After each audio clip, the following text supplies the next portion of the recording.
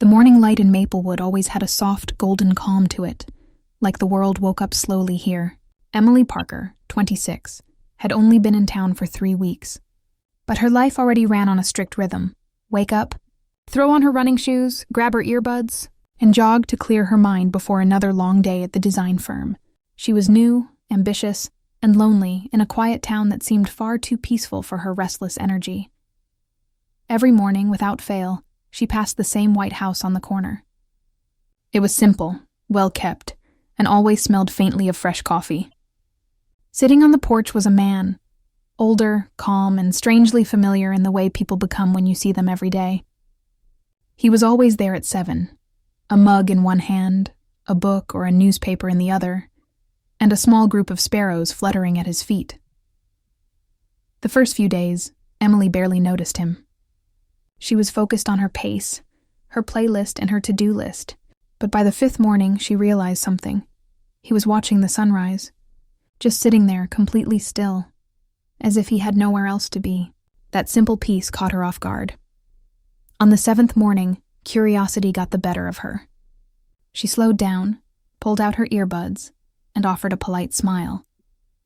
"Good morning," she said between breaths. The man looked up, returned the smile, and nodded. "Morning," he said. His voice was steady, warm, and gentle, like someone who had lived enough to know how to speak softly. From that morning onward, the greeting became routine. She would jog past. He would smile and nod. A word here, a wave there. Small, harmless moments that somehow began to matter more than they should have. One chilly Friday, she noticed something different. He wasn't reading or drinking coffee. Instead, he was spreading birdseed with care, whispering something to the sparrows as they landed on the porch rail. Emily couldn't resist. She slowed down again, curiosity sparkling in her eyes. "You really like those birds, huh?" she teased lightly. He chuckled, his eyes crinkling with warmth. "They're good company," he said. "And they never argue." Emily laughed, tucking a strand of hair behind her ear. "Guess that makes them better than most people." He nodded with a half smile. "You'd be surprised how much you can learn from the quiet." It was a simple exchange, yet something shifted that morning. Emily continued her jog, but the sound of his voice stayed with her longer than she expected. That night, while brushing her hair before bed, she found herself thinking about the calmness he carried, how even the birds seemed to trust him. She realized she missed that kind of stillness in her own life. The next morning, she deliberately left home a few minutes early.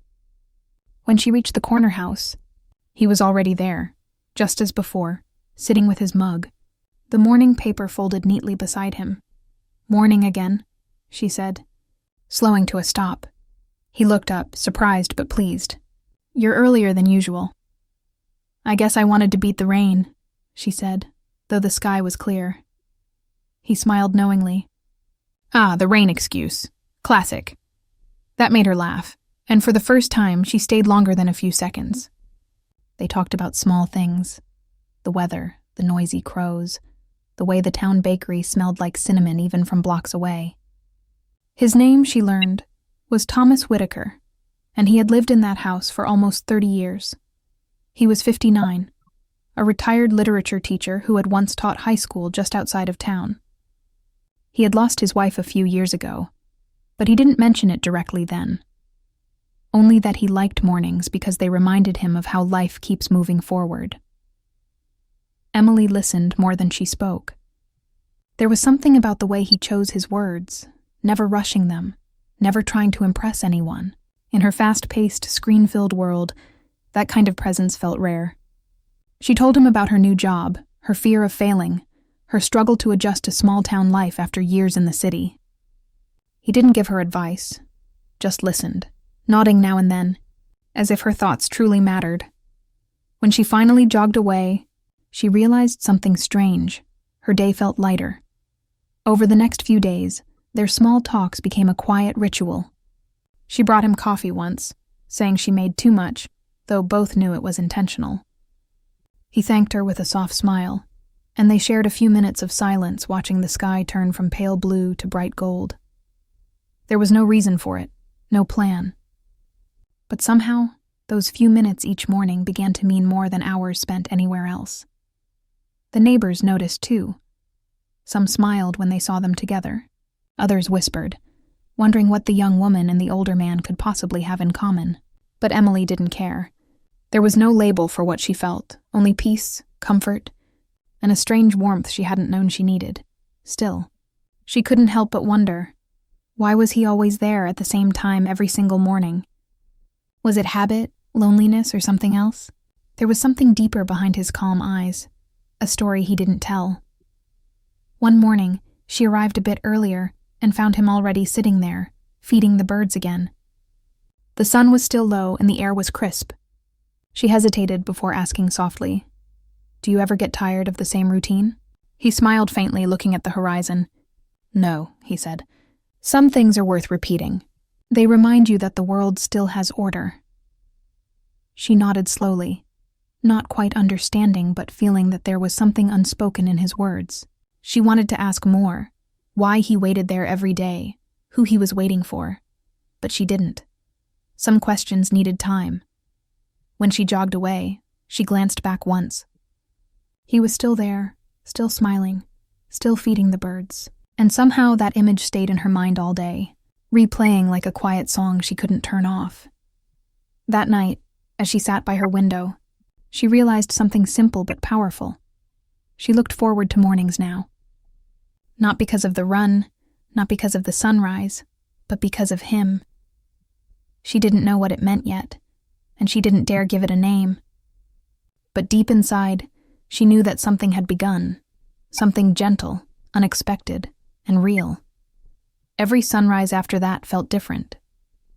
The same golden light, the same quiet street. But now it held the beginning of a connection that neither of them had planned for, yet both had come to need. And as the days passed, Emily's steps slowed a little more each morning, and Thomas's smile grew a little warmer each time she appeared. What started as a simple greeting between strangers was quietly becoming something deeper, a bond built on shared silence, coffee, and the unspoken comfort of simply showing up. Neither of them said it out loud, but they both knew. Those few minutes on the porch had become the most important part of their day. And though Emily didn't know it yet, the story behind his morning ritual was about to change everything she thought she knew about him, and about herself. The rain came softly that Thursday morning, tapping against the porch rail like quiet music. Emily hesitated at the corner, unsure if Thomas would be outside in the drizzle. But there he was, same chair, same calm presence, holding a steaming cup of coffee and wearing an old gray sweater. The sight of him made her smile despite the cold. She jogged up the path, her shoes splashing through puddles. "You're seriously out here in this weather?" she asked, pulling her hood tighter. Thomas smiled, eyes twinkling. "Rain never stopped me before." She tilted her head, curious. "Why, though? You could just sit inside. It's warmer." He looked out at the street, quiet for a long moment, then said, "It's a habit I can't seem to break." His voice carried a weight she hadn't heard before, soft but filled with something old and tender. Emily leaned against the porch railing. "You make it sound like there's a story behind it." He gave a small smile, the kind that comes when someone remembers something precious. "There is." For a while he didn't speak, just watched the rain. Then he said, "My wife, Margaret, used to sit out here with me every morning. We'd drink our coffee, talk about the day, feed the birds. It was our time. She loved mornings. The quiet, the smell of wet grass, the light before the sun got too bright. Even when she got sick, she'd ask to be brought out here, said the day didn't feel real until she saw the sky." Emily's heart tightened. "She sounds wonderful." "She was," he said softly. "She's been gone 5 years now. But I still come out here. Maybe it's silly, but it feels like she's still here when I sit in this chair." Emily looked at him differently then. The calmness she'd always admired now seemed deeper, almost fragile. His mornings weren't just routine. They were remembrance. "I don't think that's silly," she said quietly. "I think it's beautiful." Thomas smiled at her, his expression gentle. "You remind me of her sometimes. The way you look at the world, like you're still trying to find where you belong." The words caught her off guard. She wanted to say something back, something equally kind, but all that came out was a soft, "Maybe I am." That morning she didn't jog away. They sat together in silence, listening to the rain and watching the birds flutter beneath the porch for shelter. It wasn't romantic. It wasn't dramatic. It was just two souls sitting in the same quiet space, understanding something unspoken.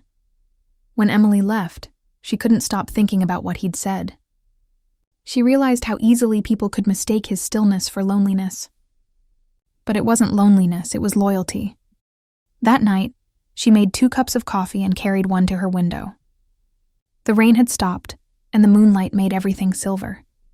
She imagined him sitting out there, doing the same thing, and smiled to herself. The next morning, she brought 2 coffees with her, both steaming in her hands. Thomas looked surprised when she handed him one. "You didn't have to do that," he said. "I know," she replied, smiling. "But I wanted to." He took the cup, nodding with quiet gratitude. "You make good coffee," he said after a sip. "It's just instant," she admitted with a laugh. "Then it's good instant," he replied. After that day, something changed. Their mornings became more personal. She started sitting on the porch instead of standing by the steps. He started telling her stories about teaching literature, about his students, about his travels before marriage. In return, she told him about her dreams, her worries, her family back home, who didn't quite understand why she'd left everything to start over. One morning, she told him about a design project she'd been struggling with. "I don't think I'm good enough," she confessed. "Everyone else at work seems more talented." Thomas looked at her for a moment, thoughtful. "You know," he said slowly, "I had students who thought the same thing. But talent isn't what makes someone good. It's patience. Most people give up before they find their rhythm. Don't." The advice hit her harder than she expected. For the rest of that day, his words echoed in her head. She worked late, determined to finish her design. And when she finally did, she couldn't wait for the morning to show him. When she told him about her success, the pride in his eyes felt almost fatherly, but there was something more too. A quiet connection, a shared understanding that didn't fit neatly into words or labels. And maybe that's what scared her a little, because she was 26, and he was 59. He'd lived a whole life, loved deeply, and lost. She was just starting hers, yet somehow, their mornings together had become the most peaceful part of her day, the one time when everything else fell away. One evening, as she walked home, she passed by his house and saw him still sitting outside even though it was nearly dark. She almost kept walking, but something made her stop. "You're out late tonight," she said softly. He smiled. "Couldn't sleep." The evenings are quiet too, but not the same. Mornings have hope in them. She sat down beside him, without asking, and for a long while, they didn't talk. The streetlights hummed, and the night smelled faintly of rain. Finally, she asked the question that had been on her mind since that first day. "Do you think you'll ever stop coming out here?" Thomas looked at her, his eyes kind but steady. "Maybe one day," he said, "when it stops meaning something, but not yet." Emily nodded, understanding more than she could say. For him, mornings weren't just part of his day. They were his way of keeping love alive. That night, when she got home, she couldn't shake the thought that maybe she'd become part of that meaning too. From then on, she stopped calling it a morning run. It was simply their time. Rain or shine, she brought coffee, he told stories, and together they built a quiet rhythm that neither could explain. There was no promise, no title, no future plan, just two people finding comfort where life had left empty spaces. And though Emily never said it out loud, she knew something in her heart had shifted. She didn't just admire him anymore. She cared about him deeply. Still, she wondered what he felt. Did he see her as a friend, a companion, or something more? She didn't know. But every time he smiled at her in that calm, knowing way, she felt warmth rise inside her that she couldn't ignore. It wasn't the kind of love found in movies. It was slower, quieter, built from shared mornings, gentle laughter, and small acts of kindness. And though neither of them said it, they both understood that what they had wasn't ordinary. It was something rare. something that made even rainy mornings feel like the start of something beautiful. What Emily didn't realize yet was that their bond, born out of habit and heartache, was about to be tested by the one thing they couldn't control: the opinions of everyone else around them. By the time spring came to Maplewood, the lilacs on Thomas's porch had started to bloom, and so had the quiet friendship that everyone in the neighborhood noticed. Each morning, without fail, Emily was there with 2 cups of coffee. Sometimes they talked about books, sometimes about life, and sometimes they just sat in silence, watching the birds land and the sunlight move across the street. To them it felt normal, simple, peaceful. But to others, it looked different. It began with whispers. The older woman who walked her dog each morning slowed her steps to stare. The mailman lingered a few seconds longer than usual. And at the grocery store, Emily overheard someone say, "That's the girl who spends every morning with the widower on Maplewood." The words weren't cruel, but they carried that sharp curiosity people hide behind polite smiles. Emily brushed it off at first. She wasn't doing anything wrong. But the next time she sat on the porch, she felt the weight of those looks in the back of her mind. She sipped her coffee, quieter than usual. Thomas noticed immediately. "You seem distracted today," he said softly. "People talk," she replied with a small shrug. He smiled gently. "People always do. It's what they're best at." "I know," she said, glancing at him. "But they make it sound strange, like I shouldn't be here." Thomas set his mug down, thoughtful. "Do you think you shouldn't be?" "No," she said quickly. "I just don't like being misunderstood." He looked at her with calm eyes. "Let them think what they want. They don't see what we see." That settled something in her. He wasn't embarrassed or defensive, just certain. That certainty made her feel safe again. Still, the whispers grew. A neighbor once asked her, "Isn't he a little old for you?" Another time, one of her coworkers joked, "So you're into older men now." She laughed it off, but inside something twisted. It wasn't like that, she told herself. But when she tried to explain what it was, she couldn't find the words. She cared for him. Not in the usual way people describe affection, but in the way you care about someone who makes the world feel calm again. His stories about life, love, and loss had changed the way she looked at everything. One morning she came earlier than usual, carrying a small potted plant. "For your porch," she said shyly. "Something new to grow." Thomas smiled, touched.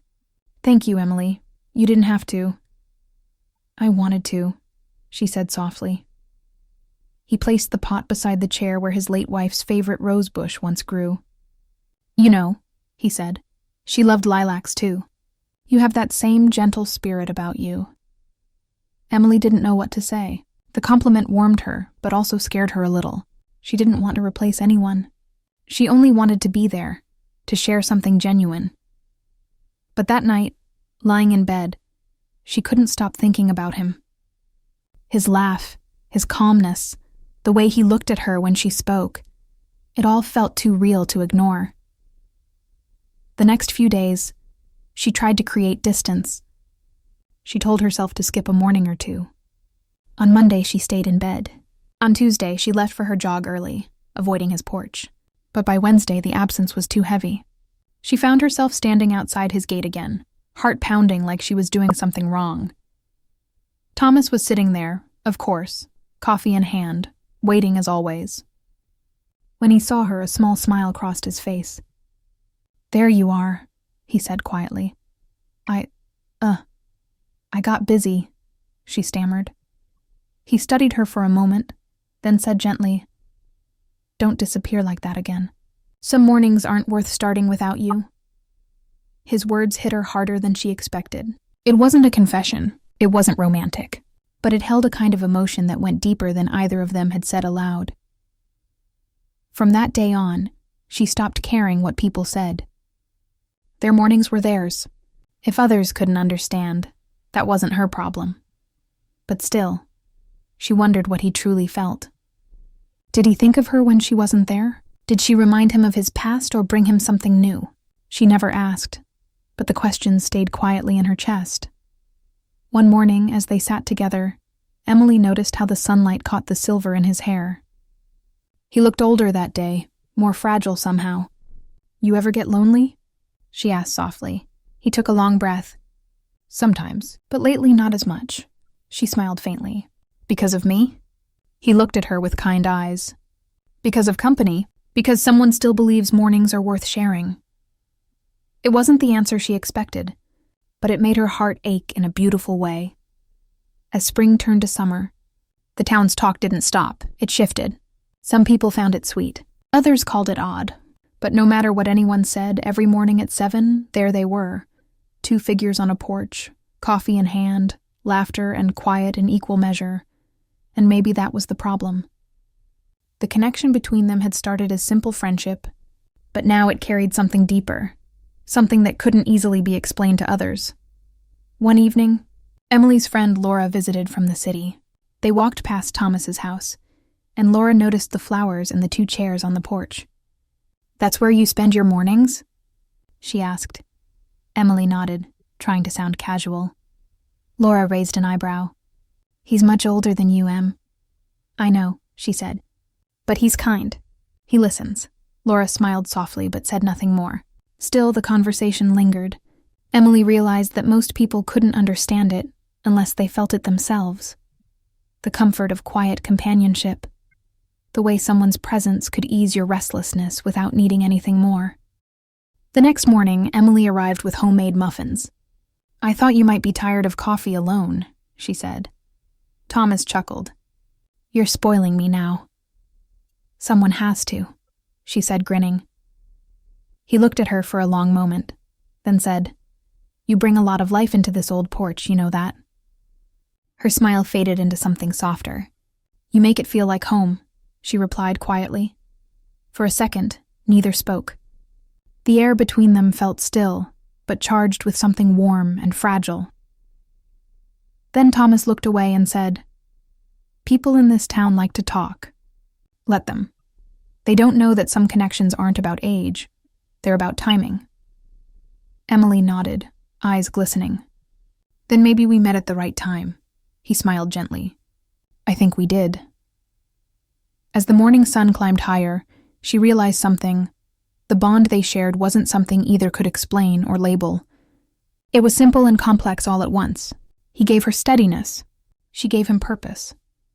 It wasn't romance in the usual sense, but it was something that filled the empty spaces in both their lives. And for now, that was enough. Even as the world around them whispered, they kept showing up, 2 people from different generations, connected not by years, but by the quiet beauty of shared mornings. Yet deep down, Emily sensed that time was moving fast, and soon, something would change. Life always did, but she didn't know yet how much their final morning together would mean, or how it would stay with her long after she left Maplewood behind. Summer arrived quietly in Maplewood. The trees shimmered in deep green, the air smelled of cut grass, and the mornings had that warm golden glow that made everything feel softer. But for Emily, the peace that had filled her days lately now carried a quiet ache. Her new job offer had come through, a big opportunity in another city, far away. It was everything she had worked for. Yet every time she thought about leaving, she pictured one thing. Thomas, sitting on that porch with his coffee, waiting. She hadn't told him yet. She didn't know how. Every morning felt like it could be her last one there, and still, she kept showing up, pretending nothing had changed. He noticed her quieter mood but didn't press. He had that kind of understanding, the kind that didn't need explanations to feel the truth. One morning, as they sat side by side, the air still and warm, he said, You've been thinking a lot lately. Emily glanced at him. You always notice everything, he smiled. Comes with age. You learn to see what people don't say. She took a sip of her coffee, her hands trembling slightly. It's nothing bad, she said quickly, but her voice didn't sound convincing. He didn't push. He just looked out at the horizon, and together they watched a few sparrows land on the railing. For a few minutes there was only the sound of wings and the quiet hum of morning. Later that day, Emily got the final call confirming her start date. She was supposed to move the following week. It should have been exciting. Her career was finally taking off. But instead, she felt a strange emptiness. That evening she sat by her window, looking out at the fading sunset, and whispered to herself, "How do I say goodbye to something that doesn't even have a name?" The next morning she arrived earlier than usual. Thomas was already outside, 2 mugs on the small table as if he'd been expecting her. She smiled faintly. "You beat me today. Couldn't sleep," he said. "It's too quiet when the sun's about to rise." She sat beside him, both of them quiet for a long while. The world was waking up, birds calling, the first cars passing, but it felt like they were the only 2 people in it. Finally, she took a deep breath and said, "I have to tell you something." Thomas turned his head slightly, watching her. "Go on. I got a new job," she said. "In Portland. I'll be moving next week." He didn't react right away. His eyes stayed on her, soft and thoughtful. Then he nodded slowly. "That's good news. You've worked hard for it." Emily's throat tightened. "I know, but it means I won't be here every morning." He looked down at his coffee cup. "I figured this day would come." She blinked fast, fighting the sting in her eyes. "I didn't know how to tell you." He smiled faintly. "You just did." Silence settled between them again, heavier this time. The air felt thick, filled with words neither of them dared to say. Finally, he broke the quiet. "You shouldn't feel sad, Emily. Change is how we keep growing." "But it feels like I'm leaving something unfinished," she whispered. He looked at her with eyes full of understanding. "Nothing is unfinished. Some people come into our lives to remind us of what's still beautiful." "That's enough," her chest tightened. She wanted to say that he had become her calm, her comfort, her favorite part of every day. She wanted to tell him that she'd never look at another sunrise without thinking of him. But she didn't. She just sat there, letting the moment sink into her memory. When she finally stood to leave, Thomas said softly, "Promise me one thing." "What?" "Wherever you go, don't stop having your morning coffee at 7. Imagine I'm doing the same here. That way we'll still share a sunrise." Tears filled her eyes, but she nodded. "I promise." She left soon after, walking away slower than she ever had. When she reached the corner, she turned around. Thomas was still there, his hand raised in a quiet wave, the birds circling above him. It was such an ordinary sight, and yet it broke her heart. The next few days passed quickly. She packed, said her goodbyes to the neighbors, and loaded her car. On the morning of her move, she stopped by the porch one last time. Thomas was there, waiting, as always. "I wanted to say goodbye properly," she said softly. He smiled, his eyes gentle but sad. "No need for goodbyes. Just see you later." She stepped closer, hesitated, then reached out and took his hand. His skin was warm and rough, steady against hers. "Thank you," she whispered. "For everything." He squeezed her hand lightly. "Take care of your mornings, Emily. They'll take care of you." She nodded, tears finally falling. Then, slowly, she walked away for the last time.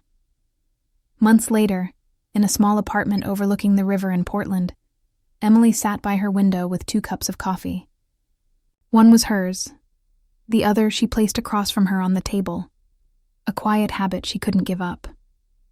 Every morning at 7, she sat there, just like before, watching the sunlight creep into her home. She kept her promise.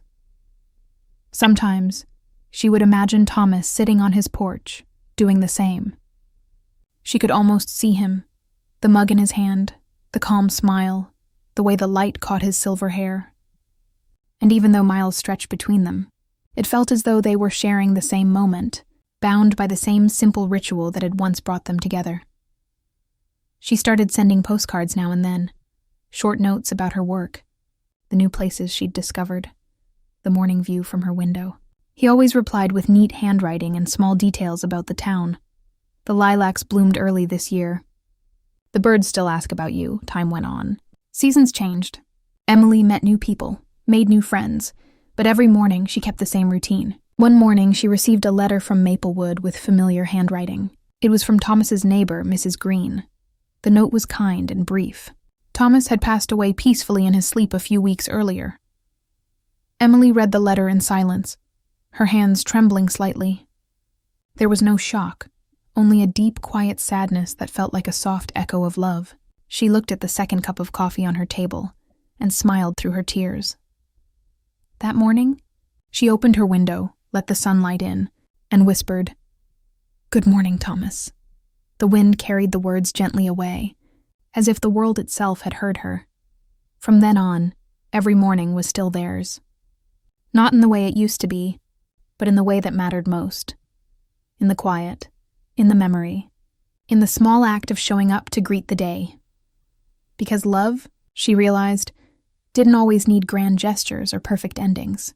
Sometimes it lived in the simplest routines, the warmth of a shared silence, the smell of coffee, the peace of knowing someone once made your mornings worth waking up for. And as the sun rose higher, Emily smiled to herself. Their bond hadn't ended. It had simply changed form, like the light that always returned, no matter how dark the night had been. That was their promise. Their bond, a love not defined by time, but by every sunrise they had shared, and every one she still carried in her heart.